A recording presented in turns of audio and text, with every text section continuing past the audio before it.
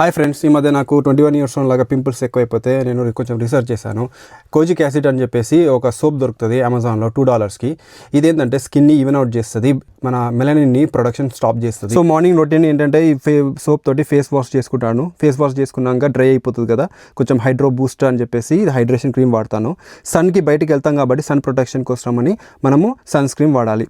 Optional step ఏంటంటే retinol అని చెప్పేసి ఒక సెరము, ఇది నేను నైట్ పూట వాడుతున్నాను. ఇది సెల్ రిపేర్ చేస్తుంది, వ్రింకిల్స్ని ష్రింక్ చేస్తుంది, డార్క్ సర్కిల్స్ ఏమైనా ఉంటాయి కదా దాన్ని కంప్లీట్ స్కిన్ని రీజనరేట్ చేస్తుంది అనమాట. ఇది కొంచెం ఒక పీ సైజ్ అంతా తీసుకొని రాత్రిపూట మీరు ఇలా స్కిన్కి మొత్తం ఫేస్ వాష్ చేసుకున్నాక ఇలా పెట్టుకో.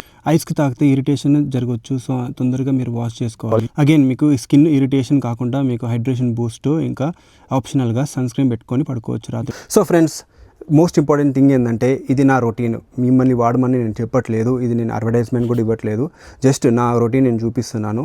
మీరు ఒకవేళ వాడాలనుకున్నా కానీ ఫస్ట్ కోజిక్ యాసిడ్ తోటి సోప్ తోటి స్టార్ట్ చేయండి. తర్వాత ఒక 3 months తర్వాత మీకు డిఫరెన్సెస్ తెలుస్తుంటే రెటినాల్కి షిఫ్ట్ అవ్వండి. Okay, all the best, thank you.